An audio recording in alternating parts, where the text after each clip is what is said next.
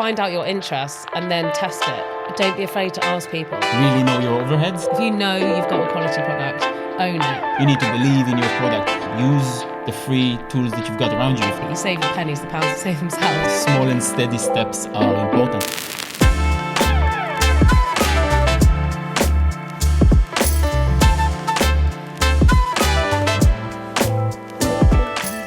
Welcome to Crafting Success, a podcast brought to you by ClassBento.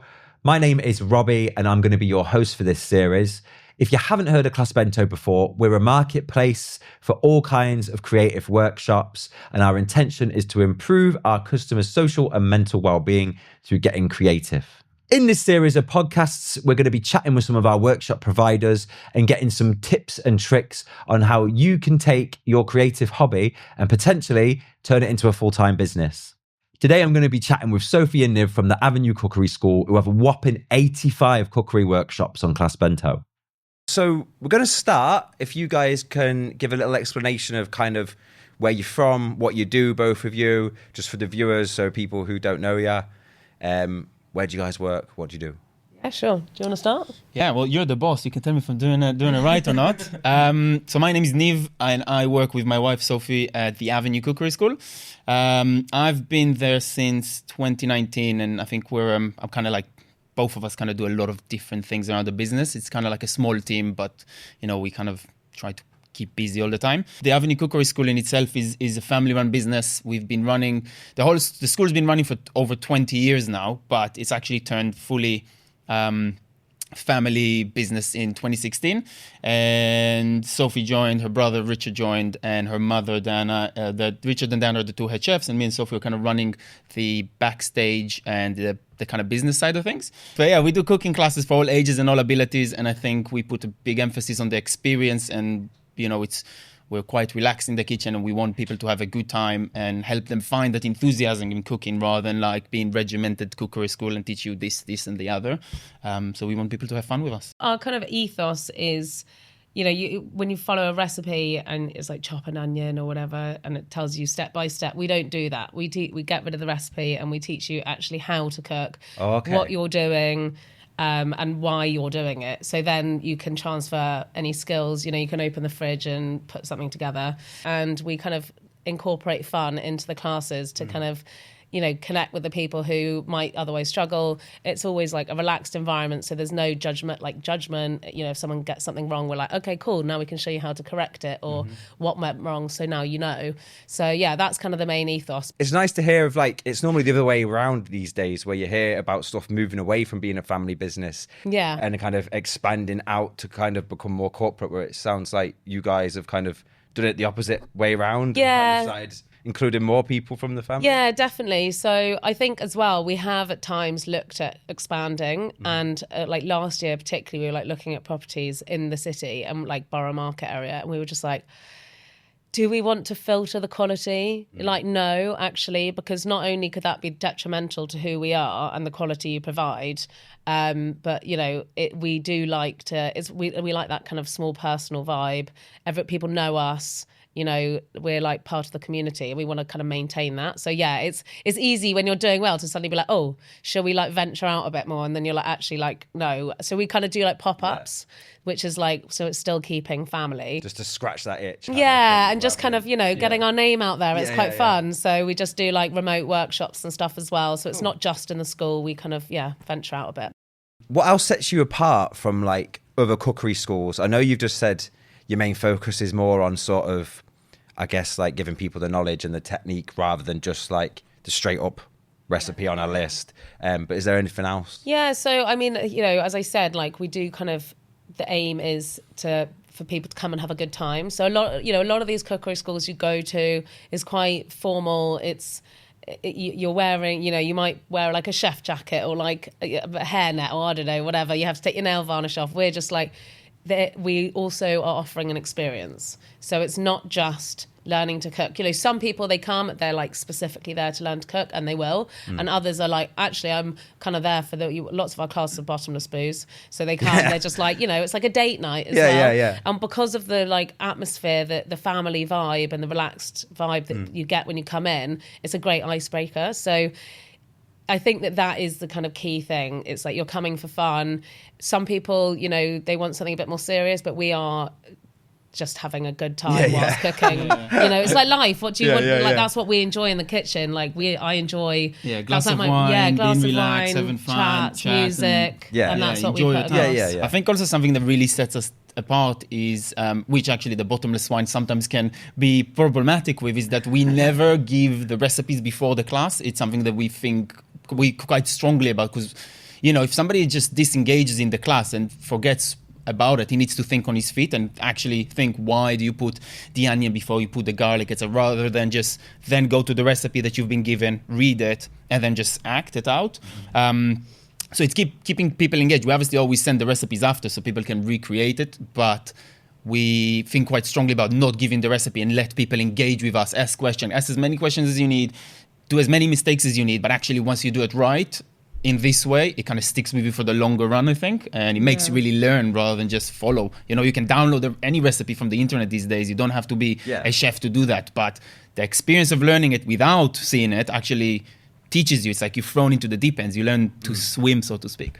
Well, that's what makes it an experience, isn't it? Rather than just like, they could have just watched it on YouTube or something otherwise, but this is like, learn it firsthand. We also, I think we have probably about 85 plus classes now. Yeah. So we do like kids classes up to, we've had like, 90-year-olds come, and it's like, everyone in between, from bottomless brunch to like the corporates to, loads of international classes, so different cuisines. So, if there's always something, even if you think you're like a bang on chef, I'm guarantee there's one cuisine in there that you will, want to try or haven't tried. We do Ethiopian, we do Korean, we do Chinese, like everything. So I think that along with like the hen parties and all that kind of stuff, there's like just like something for everyone. So that's. I also think it's so nice to just turn the whole like eating experience on its head. Like instead of just going like to your local Italian with your mates and like, oh, what should we do tonight? Let's go and have a ramen. It's like,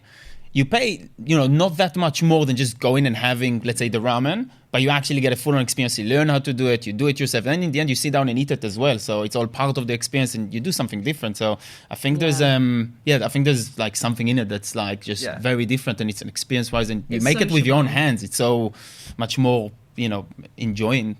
I was hoping you guys could give us a bit of background, just sort of what you both did before you started at the Avenue full time. I did a lot of like temp work, honestly. I couldn't figure out what I wanted to do, kind of carried on the, not figuring out what I wanted to do at school, carried that on. I didn't go to uni, I just went straight into, I just wanted to work.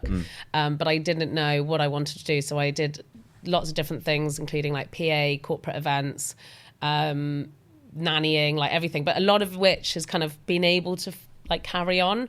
So corporate events kind of goes without saying, event organising, and with corporates, that's what we do. And also doing, working with kids. I mean, done that, and dealing with parents and stuff, that can, like kids parties, having ideas. And then PA, like personal assistant, just, organisation. So that has really helped in kind of what I do with the business. And then so all the classes I pretty much create, and we travel a lot. So we actually met traveling in Guatemala. Oh, cool. So and then like our whole kind of, we travel for like, was it 8 months or something together, and then every holiday, like he went to uni, so every summer we'd go and do a new country. So all the classes and the recipes and menus tend to be from our trips. So that's kind of where like my history is. It's a bit like eclectic, but it's kind of transferred quite well onto it's worked. Somehow it's worked. I've actually found something. 10 years later, I'm here. Who knew I could commit? What about you, Niv? Yeah, well, I started in the culinary world. I used to work for Burger King. When I was really young, 16. I've got some background in sales. I've done, I used to work also with my family, in my family business, so I'm familiar with kind of like family dynamics. I've got some experience in sales, in marketing. I've worked in finances before. But I think 6 years ago, we kind of like shifted working with Sophie. I think there was, we kind of wanted to make it work. There was a point where I used to work 7 to 7, leave the house at 7, come back around 7 o'clock, and when you try to kind of think about a family and how that's going to like affect you and your career and life, you realize that actually I'm not going to be part of my kid's life if I'm going to do 7 to 7. Obviously, you can find some sort of flexibility maybe, but yeah, they just seemed like off to me. So there was an opening. Sophie always like was quite open about the fact the people she works with, obviously you bring work home, you talk about the difficulties people live in, they can't commit, you can't trust necessarily. So yeah, we one night it just came about, and somehow I joined, and I think with past experience it seemed to have worked. We kind of took some time to kind of work out how a husband and wife and family business, how the whole thing kind of works together. But I think 7 years down the line, I think we can say it's worked well. We've got 2 kids since, and I see them plenty, so that's we're winning on that front. Training them yet? No, are they going to join soon? Yet. Honestly, I hate cooking with them. It does my head in. I'm like, stop touching and licking everything. It's like they're only 2 and 4, so we'll give them some time. Okay, but I will be roping them into working for the family business eventually. Probably free at first. I can definitely see like summer 2033 or something. You'll be like, okay, they're going to start a kitchen porter in the school. For sure. So we start looping them into like the little, like, you got summer holidays. Cleaning? Yeah, bring your mates along as well. Yeah.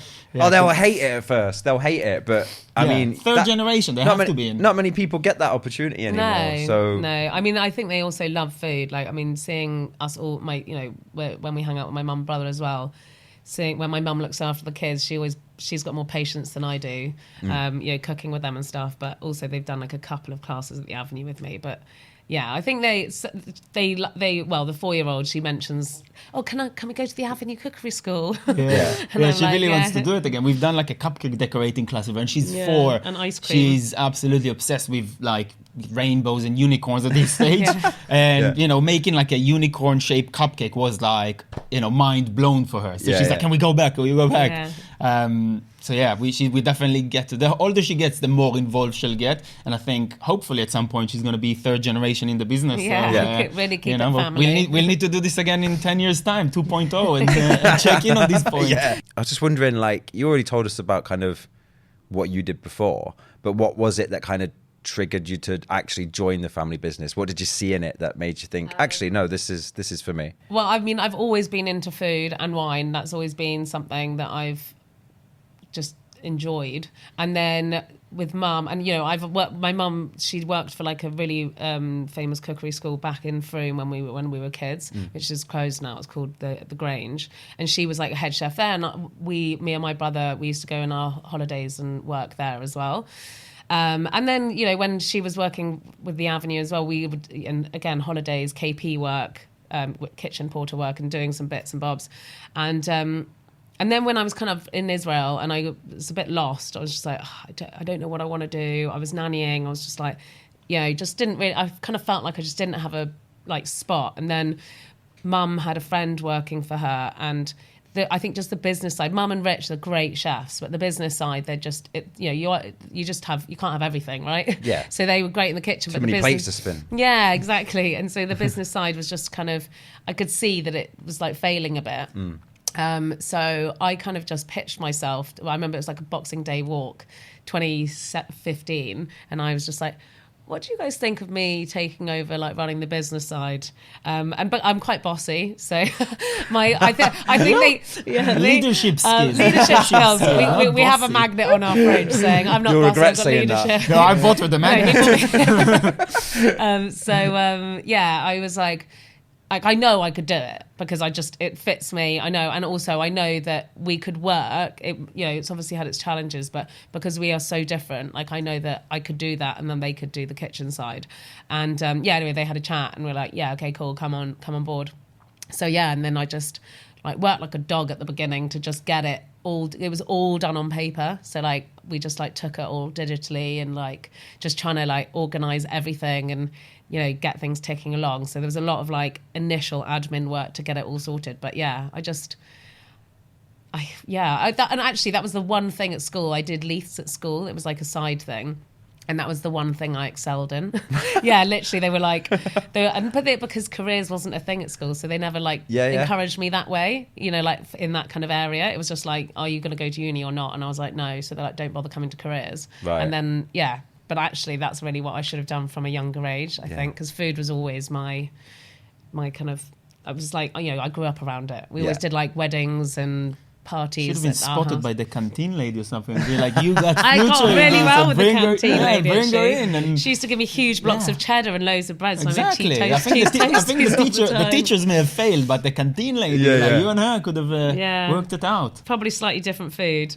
Yeah. I don't know, like, it's mad, isn't it? Like, I don't know what it's like nowadays. It's probably better now, but in terms of like career and like Yeah. advice and stuff, Yeah, like, for it was sure. just super black and white. It was like So you either get an black and apprenticeship or you go to uni. Yeah, and that's yeah. pretty much Yeah, that's what you can do. Yeah, So- 100%. So you've already talked about having like a PA role and working in corporate events and stuff. So what are the skills you picked up from those jobs that you've kind of brought over to this position? I would say, I mean, organisation. I've always been, I suppose it comes with the leadership skills, but I've always been, yeah, I mean, like even in my personal life, I'm just like very organised, like You need always to see our organising a shared party, calendars. always organising a party or a dinner party or whatever. So Have you got a whiteboard?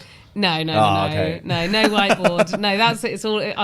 I'm everything is on like digital. Right. And then yeah, so like organisation, multitasking, managing, you know, like just like different people, dealing with customers. You know, like PA was quite a diverse role. Also, it can differ massively depending on who you're working for, what company you're working for. Because I did a few different ones, and then corporate events. You know, like I used to have to cold call like all the big companies and, you know, sell. I actually used to sell. My first ever job in London was sales. I used to sell land. So, Land? yeah, found it on like one of those like old like magazines. A Wanted friend post. sent it to me. Like it was like the Telegraph. It was like Yeah. an older like paper that I don't even know if it still exists. But he just sent it to me, and I was like, yeah, I'll apply. So I used to do, you know, sales as well, like everything. But it just, I think running your own business and being the business side of things, there's just such a multitude of tasks that, you know, and which actually the area that I was lacking in and not very good with is numbers, which is where he kind of came in.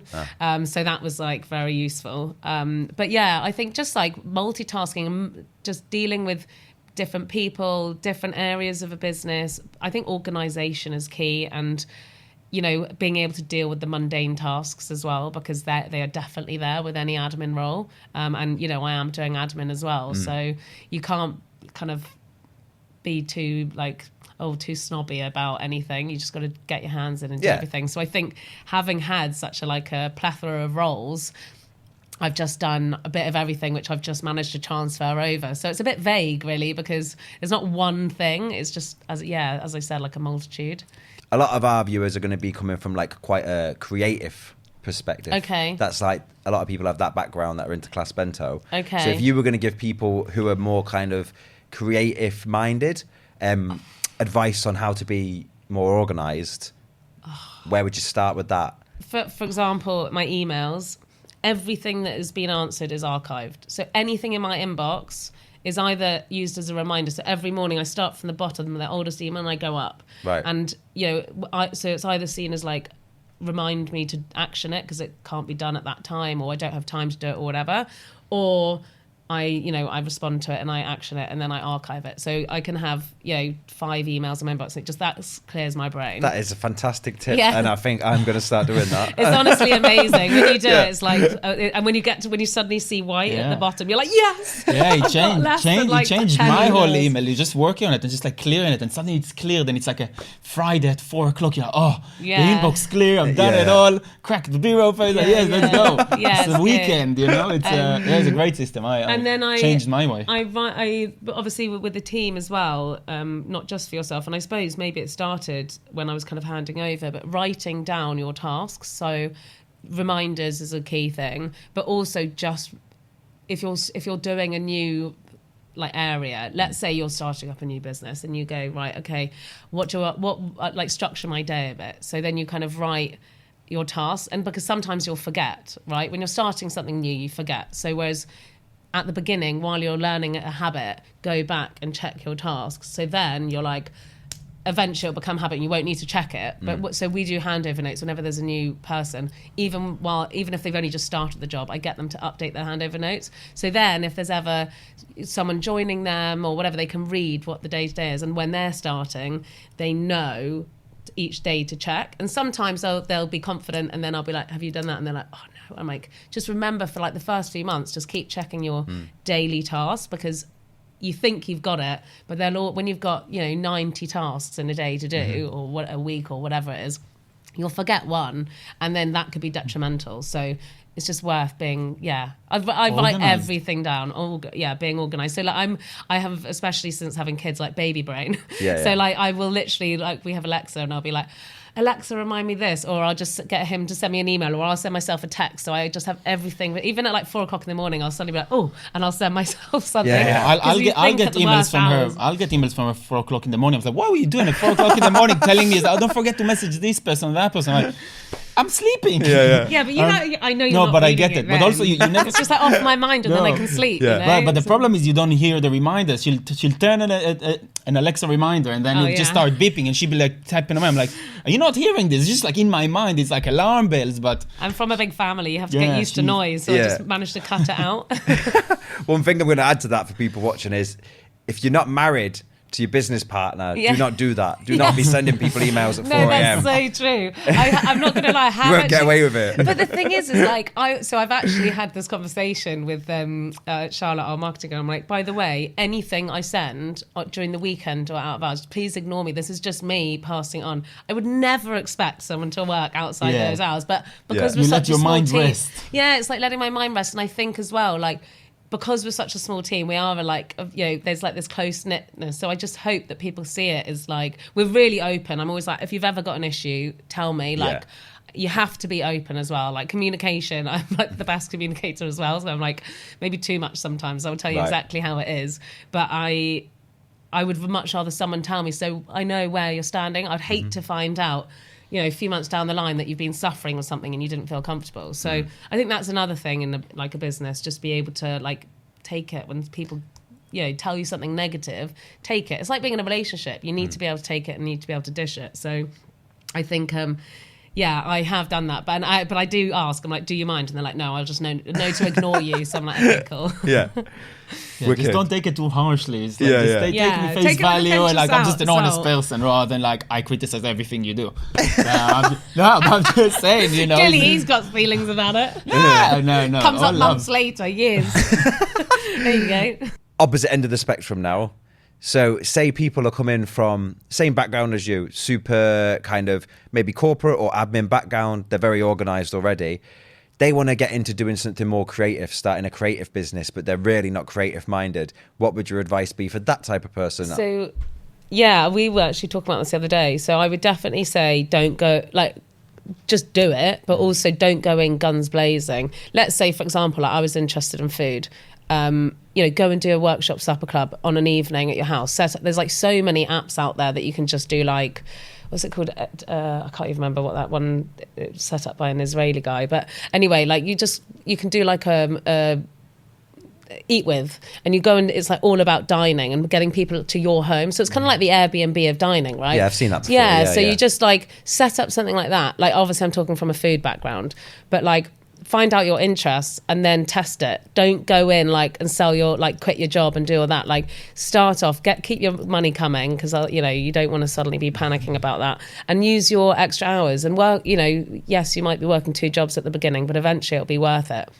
And do the supper clubs, or do the, like, ask a mate, help them with their website. Like we work with a lot of freelance photographers, and we say to people like, come and practice, like they're not at a level that we'd employ them, but they come and use our space and they're just working for free, but they want to get, no one employs a photographer without a portfolio. So they come to our space, they get like better their portfolio. But that's an example of how you just go and you have to sometimes just help people out, but ask them to give you a reference or whatever and build from there. I think just practice, basically. Find what your interests are and just test it out. And then I think small, steady steps is really... That's what you really need to do if you're kind of like thinking about doing something and expanding on that. Small, steady steps are important. And it's like, don't quit your job and just like go all in. If you take little progress and you, like, as you said, you start a new class or you start a new workshop, just do little progress every time, and eventually you'll get there. And at some point, you might trade your career into something completely new that you're more excited about. But small, steady steps. Start with, just the idea. Then I always think like dreams in the drawers are quite like a sad thing. People have like a dream in their drawer and they never like take it out and actually do it. And just if you go for it, just make incremental little progress and start with, the website or like the idea, put supper club, put a website. There's so many tools out there today that actually can make you do those little steps. I think as well, like, in want of a better way of saying this, setting up a business is probably easier from the organisational, if you could be the creative and have the skill, but my experience with people like that, I have a few in my family, they are amazing at, being a chef, art, whatever it is, but they are so nervous about making it into a business because they don't have that business mind. So I actually think it's easier to start with a business mind and pick up something, because look at Etsy, for example, right? Like all these, and I keep saying to people I know who are like really good at art or whatever, just like do a couple of products and sell it on there, and then you can, or if you've got like art, make it into cushion covers, make it into table mats, make it into something, and then you just have a shop like going along, and then you can build from there. So I think when you have the business mind, it's easier, where it's probably quite scary just having a talent and trying to sell it that way. You don't seek perfection, because then if you never publish something because you want to make it unbelievable, like the best you've ever done, you'll never publish it. But if you start and you start getting feedback and you think, oh, actually I've done it this class now once and I can see actually if I run it differently this way, you'll improve. You're always thinking, you're always improving, you're always making it better. So I'd say just go for it and see it. Worst case, it doesn't work. You put that dream back in the drawer. But if it does work and you see points you can kind of get better, that's how you improve and you actually get a good product. I think as well, something you need to utilise, and again, he always tells me I'm very good at asking, which I think is also because I don't mind people asking me. Yeah. So when you are starting a new business, don't be afraid to ask people. Use your friends and family. Ask them to help promote you. Like obviously not just anyone who it's totally irrelevant, but like if they're in for example, let's say you're an artist and you do really good like commission, like dogs or people, like portraits or whatever.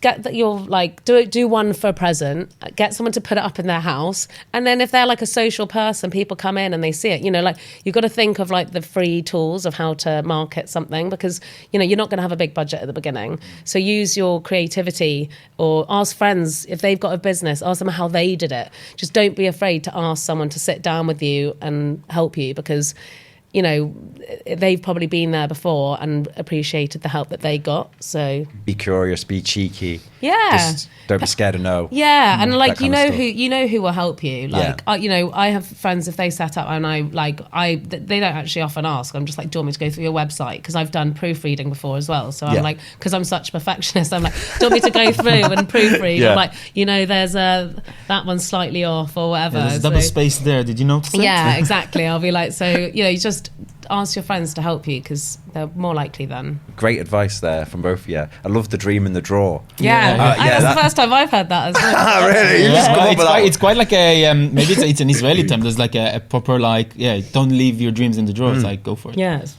a fair point. I really like that. That's gonna stay with you. Go with yeah, cool. Well. So like finances can be quite difficult for a lot of kind of creatives. Like you just mentioned, it doesn't always come naturally to people who are more artistic and not business minded.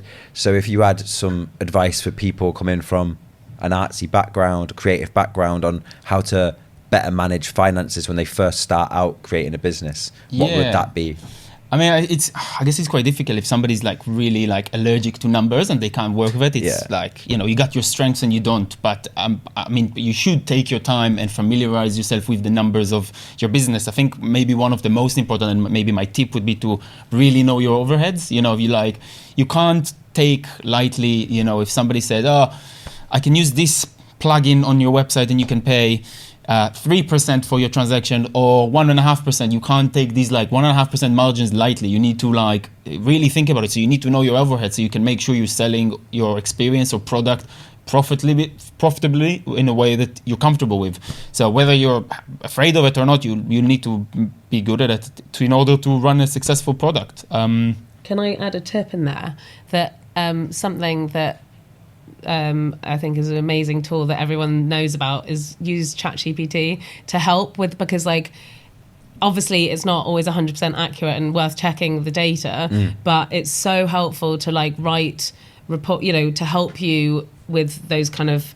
I think was it with Ollie, my brother, the other day. He's setting up a business, and we were like putting in numbers, and it was just so helpful. You're like, oh, I wouldn't have even thought of that question, or it just help. Even if it's not putting the numbers in, just get them to help you ask the questions that need to be asked. Yeah. So utilize the things that you have available to you for free. Yeah, there's so many tools out there that can help you, but definitely as anybody that's going to run their own thing, they need to be comfortable with the basics overheads of their business. I think you need to be able to price it right. I think a lot of people find it difficult to price their skills as well as skills, products, experiences, and you need to, in order to do that right, you need to be confident and comfortable with your product, but know your overheads. If you think it's only this your product is not just the ingredients it's made of. There's so many other costs that come with it and so many other overheads. If you don't take them into consideration when you price things, you're not going to survive in the long run. These kind of things are natural in a business, and if somebody's not a numbers person, I think they should get comfortable with that at least. I think as well, that's a very important point to make, pricing your product. Because like, for example, when I joined the Avenue, I mean, it was probably a quarter of the price. And I was like, what? No one. I mean, my parents, my mum and my brother were paying themselves literally just to live. And I was like, what? It's not even like a new business. Like, what is going on? This is crazy. So I think it's so important also to not be ashamed of what you're charging. Obviously, don't rip people off, but if you have a quality product, charge a quality price, and don't let customers bully you into telling. We've had customers going, wow, that's expensive. And you're like, okay, well, we valued it. We haven't just grabbed a number out of thin air. We've looked at our competitors. We know where we fit within the market. We know our overheads, and this is what we charge. If you don't like it, go elsewhere. But you've got to have that confidence, and don't ever be bullied out of it, because it's very easy to take it to heart and to be bullied out of it by customers who make you feel like ashamed. But you're like, no, I've done that. Remind yourself you've done it for a reason. And if you've done your research and you know your finances, then you can be confident in basically telling people, well, this is it, or go away kind of thing. That's something I've come up quite a lot with, like when I've been chatting to teachers, when I've been meeting them and chatting to them about ClassBento and stuff, and especially like newer teachers, new business owners and stuff, and they do tend to devalue themselves and devalue their art or whatever they create, because they feel like they want to make it a bargain for people, or they don't want to rip people off, but they're just doing it off the materials and then the time for the class. I'm like, well, think about all the time that goes into all the planning. You get in there, all the, you learning all this in the first place and everything. Like you've got to take that staff, all into account. You've got location. Like people underestimate as well. I think it's always easy to judge someone else's business when you're not in it. You might go to a restaurant and be like, oh, that's expensive, but you don't know all the costs that they have. And I've definitely learned that owning my own business of all, just like marketing, like bins, getting your keys. I mean, just like even the smallest details, insurance, business rates, electricity, like water, upkeep, everything, like new pots and pans, there's so much. And like people come in and people steal our knives, so you got to buy, and chef's knives aren't cheap. So you're buying new chef's knives. Got to get them sharpened and stuff. Yeah, and we buy really nice wine glasses. People try like break them regularly, and you're like, that's part of the bottom. Yeah, it's part of the curse. And it's like £8 a pop per glass because we buy nice like Riedel glasses. But you're like, people just don't see that. So, and really, you shouldn't have to defend yourself. There's no harm in explaining to someone, but you shouldn't have to defend yourself. If you know you've got a quality product, own it and put a figure on it, that you're confident with, so you can own it. Both made really good points. I think it's all about kind of giving people confidence, be confident in what you're doing, own what you're doing, and just don't feel bad about actually getting what it's worth. 100%. Value yourself, right? And be confident about it. And then also compare apples to apples. There's so many things in the market that are like price conscious. They'll sell you this cooking class that's like almost no money. You're like, but what are you getting for your money? It's a lot more important what are you getting for your money rather than how much it is. So you can go and spend almost no money at all and get almost no experience at all. But if you're putting your time, the client is putting their time into your hands, and you want to have a good experience, then you build it as a good experience, and they need to pay good money for have a good experience. Going back as well to word of mouth and talking to the people when you're pricing something, or again, if you're struggling with your accounts, go to your mate who's good with finance. I'm sure your friend would be able to help you. Don't sit in a corner being like awkward, embarrassed, and then let it fail. You know, we have friends who work in like sustainability or different areas, and when we see something, we're like, oh, we'll talk to them, and they're so happy to help, especially if it's in their industry. They're, people love talking about their jobs. Look at us now, like use it, use their passion for theirs, and you'll help them one day. You can, when you're sorted, you can be like, thanks so much for your help, here's a class, or here's whatever. I just think it's so valuable, the people and people want to help. Like, at least that's what I think. Maybe you got some really mean friends and don't ask them. I don't know. But I think it's really use your important. network. Yeah, use your network, and I think that so if you really do struggle with the numbers, because I do, and I could manage the basics, but it's a game changer since Shang's joined. Sorry, Niv, I call him Shang. Niv has joined because he's natural at it, and I wasn't. So that was it was just like, oh God, weight off my shoulders, and suddenly he's become a lot more professional, financially, with all Excel spreadsheets and stuff. Whereas before it was just like, yeah, we got money in the bank. We're doing all right. But it's important to... I'd like to just add in there, when you're talking about Excel spreadsheets and stuff, that, you mentioned AI before, using AI to just help.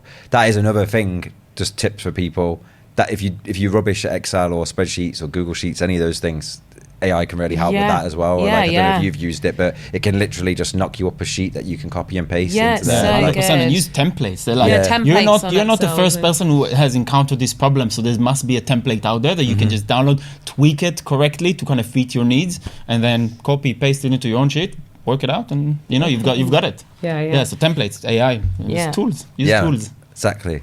So I have met you once before, Niv, and I would definitely say you're a natural salesman, right? Yeah, true that. Most definitely. Yeah. One of the best I've seen, probably. So, what advice would you give to people, again, on the creative side, who maybe aren't great at selling themselves, who aren't as confident with it? It just doesn't come naturally to them. Where can they start to maybe get a bit more confident with that? They do sell sometimes. Sales is kind of like natural, but I think any salesperson will also tell you that I think you have to have a good product. You need to believe in your product. I wouldn't be comfortable selling our own business, or it's not even my business. I work for Sophie, selling Sophie's business, selling our cooking classes. If I didn't think people who are going to book will have a good time, I'm very confident in selling it. While if you don't have a good enough product, you're never going to be a good salesperson for it. So have a good product, and one that you can endorse fully, and then it will be more natural for you. Just talk from a personal point of view, interact with people, because sales is a lot about people and connection, and I think those are important bits. So if you can make all of those connections with a good product, the sale is natural. Then you don't have to shove it in their throat. You're just like, you're giving them a good product, they're going to enjoy it. So we're quite extroverted people, so I think it can come a lot easier to us. But I'm very aware that there are people who, they get paralyzed by fear. So I can totally, I actually, lots of fairs and stuff, I feel incredibly uncomfortable doing. And I can do it, but he's way more natural than I am. So I understand there are also the other side where people, they might struggle. So there are classes out there for public speaking, or, again, just look online and practice. Like my mum, she used to sell a lot of things, from smoked salmon to face products or whatever. But when she was learning, she used to look in the mirror. So she would be on the phone and she'd practice. So if you smile on the phone, people can hear your smile.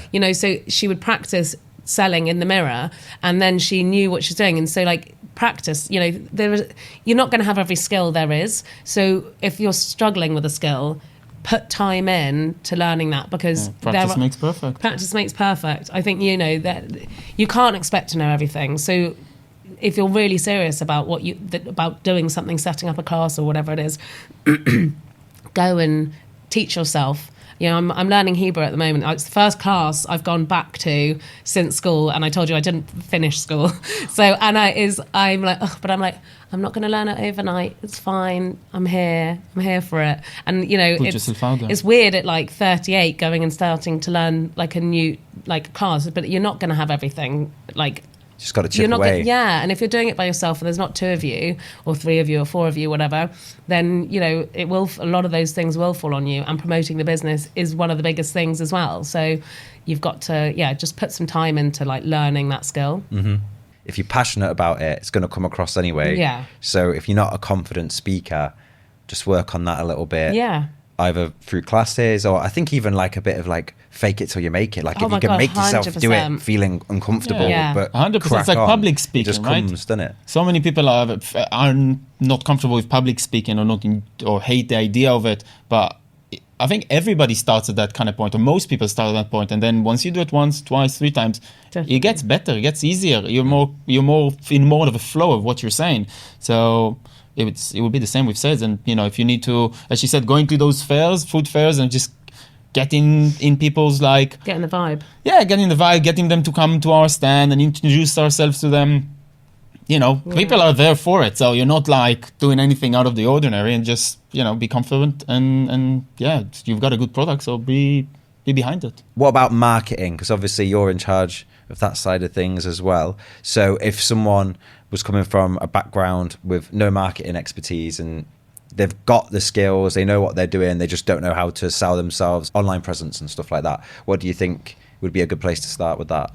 I think Sophie kind of touched on it earlier on. I think there's so many free ways and like accessible ways that you can put yourself out there, and you have to use it. You know, before you go to your PR company, before you go into the agency who's going to charge you thousands of pounds to create your social media and make it look amazing, that's maybe something you can look into in the future. That's something where you're like fully established and you can take that time off yourself and be like, actually, I value my time differently. So I think you need to value your time and make sure you put the right time into the things you're good at. And then if you're not good enough at it, you can outsource it. But at least in the beginning, like, make yourself comfortable with all the areas, and use the free tools that you've got around you. If there's like local magazine, local bloggers, there's so many ways of like free marketing before you go and spend thousands on Google ads, before you go spend thousands on a PR campaign, before you do all these things. When you start small, use what you got. And once you're actually generating some income, you're profitable, you're doing this full time and it's like a job, and you've got the capital to go and be like, okay, I'm going to spend 10 grand on like this huge marketing campaign. Great, you've got the money, now you can do it. But when you start, ride what you got. Like, just every pie is an option, you know, get any lead, go for it. Yeah, I think as well, I know there's quite a like taboo, the influencers, and I get it, but I'm also feel a bit defensive of them, because we've had so many influencers come on our classes. And, you know, it's a way, so if you were to start a business, you could do a class, get a load of influencers, do a class just for them, or just get one on a class that you're doing publicly, however established you are, and ask them to promote you in return for that class. So, you know, it's a trade for trade. I actually wanted to set up a business called Trade for Trade, because I think it's a great way for everyone to get their businesses on, you know, off the ground, whilst like everyone helping each other. But I think, you know, essentially they're helping you, and you're helping them, because that is what an influencer is, right? So yes, obviously some do charge through the roof, but there are loads out there who don't, and they might love what you do, and like, you know, obviously find one's relevant to you, and then just offer your class, offer a package, offer whatever it is that you'd value theirs at. Look at their followers and see like their likes and stuff, because you don't want just like a load of bots. But, you know, just be smart about it. I think like one thing we're very good at is utilizing those free channels, and not just throwing. It's so easy to put money into all these things, and you're like, oh God, we should do a campaign, or oh, we should boost that post or whatever. But be smart about it, because, you know, I mean, it was a saying I was brought up on, but like, you save the pennies, the pounds save themselves. But it is true, especially when you're setting up a business. Like, if you're not, you know, if you don't have a huge injection of cash, then, and you're starting literally from nothing, then every penny does count. So don't just be flippant with it, and use those free channels. We you know, and as Niv said, like the magazines, like before Christmas, maybe be like, are you doing a Christmas piece? Yeah, think outside the box. Can we put I'll do a class or giveaway, contact like other brands outside the box. and Like work with them. Literally last Saturday, I went to a pool party that's like happened right next to our cookery school. So it's really good because they're like local residents. I just went there with a big bag of brownies, delicious brownies that we make. And I just gave free brownies to everybody at the pool party. And I talked to the people who organize it, make sure they're comfortable with it. And every person I gave them a free brownie. I explained them a little bit about our business, told them we're around the corner, Google us. That's just like, you don't need to hard sell it. Again, you just like find, it's a marketing channel, right? I spent an hour there, spoke to like 150 people, gave 150 brownies. We'll maybe get a few customers. So use those like, a pool party. Who would think about marketing like a random pool party? But, you just go and do it. Yeah. Why not? Yeah. And like, they're going to tell people that because that, it doesn't happen every day, does it? Yeah, so yeah. even if they don't book, they might tell someone and then they'll be like, oh, what was that place you mentioned again? Yeah. I've left them all with flyers, so they should remember it, hopefully. We do actually have, like, my mum is totally outrageous, and we've had people, I remember, like, kind of near, maybe a few years into working, I had this woman, she was like, I don't know if this is the right cookery school, because I couldn't remember the name of it, but I met this like crazy blonde lady in a nail salon who was telling me about this amazing cookery school she has in Putney, because we used to be in Putney, now in Wandsworth. And I was like, that'd be my mum for sure. It was like 4 years before, but she could just remember my mum. Yeah. So if you have that character as well, and you kind of sell your product naturally, like, the name was irrelevant. It's just she remembered the main points and found us. And I was like, yeah, that's kind of, she booked, but it's like, it might not be an immediate sale either, but it's brand awareness. Yeah. And eventually people will get to know you and they'll see it and they're like, oh God, I saw them once. I've got to book there, or I've got to go and do that, or great Christmas present. And that's another thing, like, use the seasonal things to get your name out, because people are, Christmas is a no-brainer. Yeah. So go and get into people's faces then, like Christmas sales or Christmas markets or whatever it is. Easy way to make use of SEO and stuff there. So Yeah. I don't know, hopefully people know what that is at this point. But, Yeah. Search engine optimization, viewers, if you don't know what that is, Google it. AI. Yeah. Get some tips. But yeah, seasonal stuff's an easy way of just getting extra traction on your classes, easy. isn't it? Yeah, exactly. I want to talk to you a bit about your branding. So obviously it's very bright, it's very full of personality, full of character. Is it kind of evolved to that naturally, or did you do that on purpose? So honestly, that wasn't actually, I mean, in terms of, the website and stuff, but the actual logo, we inherited. So people have kind of spoken about rebranding, but I like it. I think as well, people, that green, it's supposed to, there's some, psychological feeling that apparently that it makes you like feel warm and happy. So I've after researching that, I was like, no, I don't want to change the brand. I like it. And in some of the logos we use, we've got a little pestle and mortar. So that kind of obviously food vibes. But the website is kind of derived from that. And then just like the general kind of, branding of like the family and all that kind of thing, kind of incorporating all that in the general feel. I just, I suppose it's just how we've kind of explained the business. We've just tried to incorporate that throughout. Yeah, I think that's it. I think the brand and the kind of the vibe we're trying to give people is what they're going to get in the class, because we are relaxed family. We want people to know they're going to have a relaxed experience. If they're looking for something they want to be like taught, this is how you do it, where it might not be the right address, and we want to make sure our branding represents what we're selling. And I mean, her entire family are big personalities. They all like, when you come to a class, you'll remember like the chefs. I meet people like in food fairs and stuff, and they're like, yes, I've been to the class 10 years ago. What am I talking about? Like, they remember. So the big personalities, the family is a big personality, and therefore the classes, they're a cooking class. It's also entertaining. There's loads of jokes. There's a lot of like, fun times people are having. So we want that to kind of reflect in our branding, in our social media. And again, I mean, we do most of the things ourselves, that we don't outsource it to like agencies who give you like really, really professional social media that, you look at it and you're like, okay, this was done by like somebody his profession is to do social media. The editing is like on point. It's like, we don't do that. Like, because maybe we don't have enough skills to do it, but equally, like, because it's a family business, we do it ourselves, and hopefully the person who sees it realizes this wasn't done by like an external company. This was done by the people who work there, and this is what you're going to get, rather than like what's the best thing to do. Yeah. So we have quite a lot of silly content sometimes as well. Like that we've worked with brands and they're like not very comfortable with using that and because they're like, that's not as and we're like, this is our brand. Like, you know, my mum, she regularly does it with students where she gets them to lie on the floor and she gets chocolate, stands on the table and pours it into their mouth. And, you know, and you see everyone like laughing behind. So it would like, just, it's like catching that natural fun that people are having.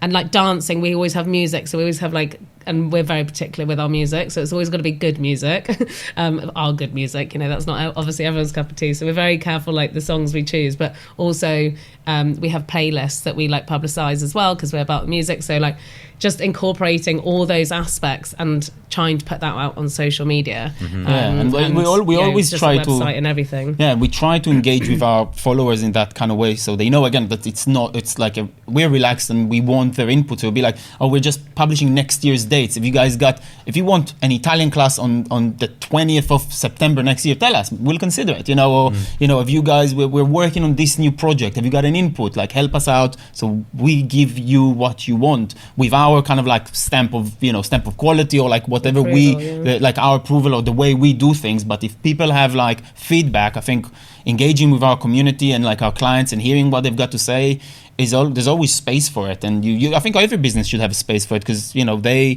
the reason you're operating. You need to there's respect for them. They're not like a walking wallet, you know. It's like they're the biggest part maybe. Yeah, you kind of already answered it then, but I was going to say, with it being so like light and fun, and do you ever have any pressure to formalize things a bit more? No, honestly, I think the other way. Sometimes because we're not, you know, because there's not always someone behind the camera, and obviously that's the easiest way to get your message out is behind pictures and videos and stuff. We're like, oh God, we're maybe being a bit, you know, boring. So like we're like, we need to get more fun out there because this is us. So, you know, some people might think that we're being like too ridiculous, but we're like, and it's not that we're ridiculous, but we just want to keep that fun element. And so we're trying, you know, we're always trying to like remind ourselves, like keep going into the classes and getting the content of people having fun, because that is who we are and that is what we sell and that is what we want people to like subscribe to. Yeah, and I think we do a lot of like team building events and corporate events kind of things. And you know, maybe the way we do things, maybe some brands it's not within their line of what they want to do, but equally there's a lot of other brands who know, I know what I'm going to get there. We want to break that ice. We want people to feel relaxed. We want people to have fun, have a few glasses of wine, have some, you know, make your own pasta, enjoy your evening, dance. And then something, dance, get a little silly, like, you know, have fun with your colleagues. That's what we will do. And you know, and maybe, you know, as you said, maybe make it more a bit corporate. Yes, maybe we can get some, you know, more, I don't know, city, I don't even know what kind of firms it will be, like lawyers or accountants. I don't really know who will not enjoy a fun night out with his colleagues, but you know, we I think that the people who want, we wouldn't even enjoy it if it wasn't what we're doing, right? You want to enjoy what you do, and the way we pass it on is an enjoyable way for us, and therefore for the people who are similar to us, maybe. Yeah. And you guys like pretty confident that you've got a good balance between the fun side and the business side in order to like keep scaling? Yeah, I because I have such faith in the chefs, like their knowledge, and you know that's what people are. Yes, of course, we're like great fun and whatever, but if you come and you know nothing, we know nothing, or we're like terrible teachers or whatever, of course, like, but I feel like, I suppose we've not really mentioned that because it goes without saying, like, but maybe it doesn't. But yeah, like we have confidence in the chefs and the knowledge. I mean, you get people coming in and they're like, you know, maybe a bit cocky. They're like, oh, I know everything. And then they come into a class and they're like, I did not know that. You know, like we had someone like the biggest like beef salesmen in like the UK come. My brother was like slightly nervous. Anyway, he did a sous vide class, and they apparently all quite old school, kind of turned their back, like being a bit rude at the beginning, like kind of ignoring him. And then at the end they came up and they apologized and they were like, wow, that's like the best beef I've ever tried. And you know, like you clearly know what you're talking about and all the science and everything. So you know, we have that as well, of course. And yeah, maybe we haven't brushed enough on it, but the amount that the chefs know. And yeah, I mean, I think just any chef can always learn more. We're also not so arrogant that we're like, stop learning. You know, my brother and my mum, like and still me as well, whenever I go away, we go to a new cooking class because there's always something you can learn from someone else. So whatever country we go to, we always do the local cuisines, and you know, we're bringing it home. So, and then we do our twist on it. So yeah, I think I'm I'm confident for sure. I mean, maybe too cocky. Like, yeah. Nice. Yeah. How do you guys come up with new ideas for classes? Like, how are you keeping those fresh as the business keeps like going on? So that's kind of my area. Yeah, I do think all the generally because we're both like yours particularly, but we're both kind of like I think what we sell is what we like, right? Yeah. So I mean, as I said earlier, we travel a lot, and I mean, like it sounds a bit crazy, but we were traveling in Asia, and I love bao. So before we created our bao class, which is one of our most popular classes, we were close to Taiwan. So we actually flew to Taiwan because I was like, I want to try the authentic bao. And then we set up a bao class. So, you know, like we travel lots. We are such like foodies anyway. So it kind of, again, comes quite naturally. But I also sometimes I'll like go online, look at trends, and then kind of learn about those trends. Talk to my brother; he'll go and do like a load of recipe testing. Because he'll create them. I'll kind of come up with the menu, send it to him. He'll go through and be like, yes, no, and then we'll kind of set that up. So yeah, just like always looking what's out there, what the trends are, and traveling. Yeah, I feel also like when we get a lot of times where we sit down together, and then just like maybe have a glass of wine and run some ideas and actually when you sit down and think about it, as I said before, like I think if we weren't working or Sophie did the Avenue Cookery School, we would probably be its best clients. You know, we sell something Definitely. That we love. So whenever we just sit down and we're like, oh, you know what we recently seen in a lot of pubs or in a lot of restaurants, like, I don't know, Korean fried chicken. Like we should definitely do something about that, or like wings, like, so like every Wednesday, everybody's putting like Wings Wednesday. Maybe we should do like an all-you-can-eat wings class, So things that we think we might like. And then we put it to our followers and we're like, what do you think of this? If you have 2 minutes to spare, go to this questionnaire and tell us what you think about our next ideas. Some of them might be utter rubbish, I don't know, but if we get like people behind it, like, I'm really interested in all-you-can-eat wings. We're like, okay, let's try and make it, and then we'll take our time, and the chefs will take our time to really perfect it, not just like throw it out there, but like curate the menu that is delicious, and also like it's an engaging cooking class. But and also because obviously you've got to think, you've got 3 hours, so you've got to think of how it all works. It's not just here's the menu, do it. It's very like methodical, and everything's done and to fit within that time with the eating after. Okay, that needs to go in the oven, so then you start doing this dish, and then when that's cooking, then you're doing that. So there's a lot of like technicalities to kind of factor in. But yeah, and also I cook a lot. We cook so much together, so that's kind of an element of it as well. But we do a lot of trial and error. I'm doing the 2026 calendar now. It's like such a lengthy process, doing 3 classes a day for 365 days, without kind of over saturating with one like extra class or whatever. So. Yeah, we put classes on, and if they're not popular, we take it down. Give it a year. Sometimes randomly, it will be really popular on like, Monday night. It'll be like fully booked. You're like, what? And then like on a Saturday night, it's not got anything, and you're like, there's no like consistency with it. So yeah, there's a lot of trial and error, and I think don't be afraid to try something. I suppose that's the thing with food as well. Is like you come at it from there is multiple angles. You've got like your finger on the pulse on the trends, because that's going to change all the while. Yeah. Then you've got, traveling. So obviously people are always going to be interested in like each country's kind of main cuisine. Yeah. And then also like classics. Like there's lots of things you can choose from within that. But obviously you've got lots of scope to kind of experiment. Yeah. As well. And you'd weirdly think like that tourists would be like a big, they are obviously a customer base of ours.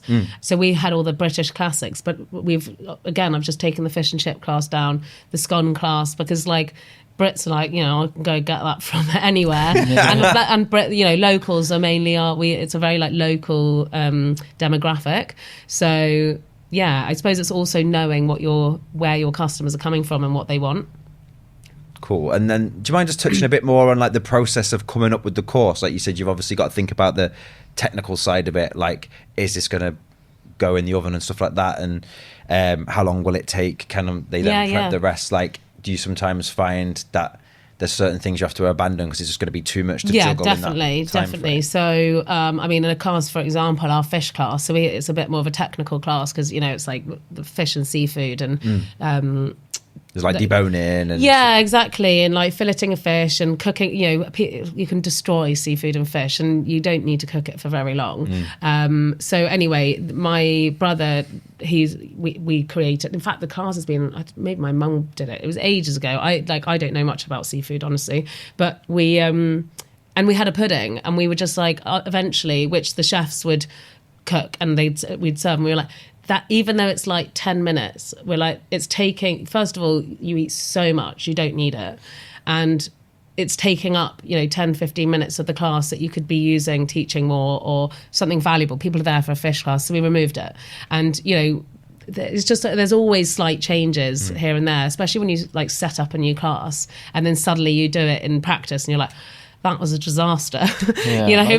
Maybe not disaster, we don't have to go that strong, but or didn't, just whatever, it doesn't work, so we have to change it. Yeah, but I think it's important to work with feedback from your clients, from your chefs, from our side, from like operation like point of view. If you work with feedback and you try always to do better, you will succeed. If I think the main kind of like points that we kind of try is to make sure the class is engaging, that the food is delicious, and it's very hands-on, and in the end everybody kind of sit down and enjoy what they cooked and they eat it together, and then we created that dish. And if we suddenly see, there was just too much to do, it was too hectic, or like we need to like reduce a bit the amount, because people come with all skills and ages to the classes, and if you think, we can achieve that, and suddenly you see in practice you don't achieve as much as you thought, then it's okay to like go back to the drawing board, cut down some things, do one less sauce, remove the side or something, make sure the menu is right. And as I said, it's important that the people get a good experience. I think another thing my brother always says as well, that when we're creating the classes, he's like, because we cater to a lot of like vegan and vegetarians or gluten-free, and then we have to slightly change the menu. And you're cooking on a table, so sometimes there'll be like a bowl in the middle with like an ingredient that both will use, and he's like, the thing is, if we cater to a vegan or vegetarian on this one, we're going to have to get a whole new bowl, and then it's just cluttered. So you even have to think, we got like a 4-ring hob, so if they've got 5 pans, that doesn't work. So he's got to think of every little detail of how many pots are going to be used at the same time. Do you need 2 ovens? Because we've got 1 on each island, and let's say you've got 2 things being cooked at different temperature, you can't do it. So there's just the technicalities you've got to think, and it's not just like, oh my God, I love that, this, that, and then it's all put together and then amazing, and then you're in the class like, I think also, you run it through. But I think also there's things that also the chefs say, that's just a waste of time. There's no point for the client to be here to measure 1 spoon of cumin, right? You'd be like, you don't need a chef to tell you how to measure 1 teaspoon of cumin. So we'll chop the time of doing that, and we'll make it a bit like shorter, or pre-made the spices. Tell them, look, you've got 1 this, and we'll send you the recipe. You don't need to spend now 20 minutes measuring teaspoons, because you're not gaining anything for the time you're paying, right? We want you to make the most out of your time when you're here in the school with us, with the chefs. So things like that, we'll do it before. We make sure we prepare them. You get the maximum for the time you're there, you get maximum value for money kind of thing, so you can really enjoy and inquisitive and ask questions the chefs, and make sure you get answers for all your questions you might have. The chefs are in 2 hours before the class setting up. Right. It's called mise en place, setting up all the ingredients. So they'll be doing all the mise en place, laying the tables. And, like the first time you do a class, you might forget a spoon, because all the things are on the side. And then they put you need 2 wooden spoons, you need 2 bowls, and they put it all on the island ready for everyone with their aprons and stuff. And then suddenly they're like, I've missed that wooden spoon. So someone will be like, I need a wooden spoon. You're like, okay, next time they know we need 3 wooden spoons. So it's like, you're always learning. Yeah. And also don't be, I always say, it's like when you start a new job, right? Don't be afraid to tell people it's your first day or your first try. So you can say, look, guys, we're just trying in class. If you've got any feedback, let us know. Don't be afraid to get feedback, because, as Niv said, you're just going to learn. You're going to get better. So I think if you're authentic, people kind of like drawn to it, and they understand. Authenticity is really important. Yeah. Better to just be honest about it and definitely. open. And just popping back to the travel bit, obviously you just mentioned going and having bao. Yeah. Is there anything else that you've taken from your travels, like in particular, that you can think of that's like kind of inspired a class? I mean, we just went to Morocco in March, so we've got a Moroccan class. Yeah, when we came back, I did like 3 different tagines, like a veggie, a beef, and a chicken. So we've got chicken. Japan. Japan. I went earlier Yeah, this we've year. tried. Yeah, we've done like, you know, we got Argentinian class. We've got that. Well, we did go to Korea actually. He proposed to me in Korea, Oh. so we got a Korean class. I mean, Italian. My brother's just got married and had a kid, but his wife's Italian. I mean, we had the Italian class before she existed in his life. But they, you know, that's a. I mean, our pizza class as well. That added another menu, for example, because she's particularly from Puglia. Right? Yeah. And then we're like, we need to learn how to make orecchiette because that's where his wife's from. So we kind of dive into the orecchiette side, and then now we teach it. You know, so I think your life, if you're passionate about what you do, and we're passionate about food, you're gonna come across inspiration along the lines, right? So use it and do it. Yeah, but it's like, I mean, as I said, we've got like 85 plus classes, so there is a whole load just from our trips. Yeah. I mean, it's the best reason to go anywhere. Best reason. Research and development. Yeah. Why not? Yeah. Did you expect the business to have such an impact on people? Because it sounds like you've had some really good feedback and stuff. I honestly, it wasn't ever something I really thought about. But when people say kind of like, what's your favourite thing of the business? It is the impact. Like when I read, because like, I used to respond to every review. Now somebody else does it. But when you read all the reviews and also dealing with the customers on the phone, and I've had mums, you know, in floods of tears, not being able to feed their kids, like genuine. I know it sounds like a bit mad how you can really change someone's life, and then they've done a course and then they've got like transformed their kids eating, and they've called me just like thanking me, and I'm like, wow, I didn't even think of like how, you know, and also our 1 and 2 week courses, we train chalet hosts and people get jobs, and then their whole career set up businesses from starting with us. I mean, even some of our chefs, they started out as interns with us. So, you know, even the people that work with us. So it's just like, they grow with us. Yeah, I've never, no, honestly, I never thought about it when I started up. I wasn't, maybe that sounds really selfish. I wasn't thinking like, how can I impact other people's lives? But now we are. It's really nice. But it's really motivational actually. To read the reviews. Sometimes you feel like, I got so many emails and I don't know what to do. Like if you take 3 minutes, read a few like good reviews, and people are like genuine, and they're like, I've had this experience, that experience. We're like, okay, we're good. We're doing something good. Like that gives you that little boost. And sometimes actually, there's two favorite emails I get from clients. There's one from a mom who sent her child to a week-long class, and then she's thanking me for the roast that the child is now cooking for them every week. So I always love getting this, oh my God, the roast was so good. And that's one of my favorite emails. And another amazing email I get is that, because a lot of people who book with us are couples, but we make it quite like a sociable cooking class. So there's 2 couples or 3 couples sometimes on each cooking island. And they obviously interact when there's like wine involved. They just start chit-chatting. And a lot of the times they really, really hit it off. And sometimes they don't exchange numbers. So they contact us to put them in touch together after. I'm like, maybe we've created some new friendships, you know, people like get to know each other and like take it onwards, and then they come back to a 3rd class, 2nd class together, 3rd class together, and they, you know, we're kind of like the location they meet for the usual socializing with these new people, and it's really, really exciting and fun to be part of. We've actually had people meet and then get married, and we've done an engagement before. No way. Yeah, so like we've had like people like meet at our class, come back for their like, you know, anniversary date or whatever, and then we've done the proposal. We did like a private class for a couple where he was proposing. Sick. So like, you know, you're just suddenly like, oh wow, that is quite impactful. Touching people's lives. lives. It's really nice. It's really that's nice. super sweet. It's really nice. My brother was a little bit like, he wanted my brother to give her the ring, and my brother was like, I don't know if I feel comfortable doing that. Maybe you should, because I've But they wanted him to be really part of it. Right then, guys, you've already gave us so much good advice. So I'm going to be a bit strict here. Imagine someone's got a usual 9 to 5. They want to leave that. They want to start their own business. You're allowed to give them 1 tip. You can do 1 tip each. What's it going to be? You know, as I said earlier, if you want to do like some supper clubs, start doing that in your extra time. Don't give up your day job. That's what I'd say. Just start small and practice. get yourself out there. You might even take a tangent and be like, oh, actually, I wanted to go that way. Yeah. So that's I think as you said earlier, small and steady steps are important. Make little progress. Don't try to do the whole thing at once.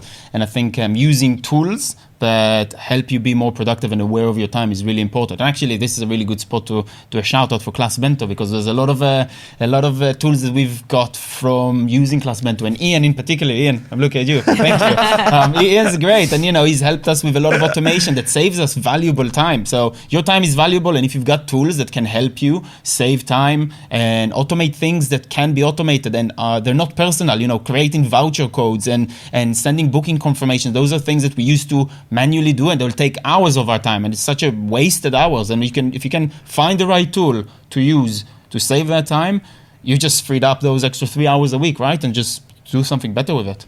So do you guys think there's any misconceptions people might have about running a business? Like, is there any parts of it that aren't always what you'd expect or what they're cracked up to be?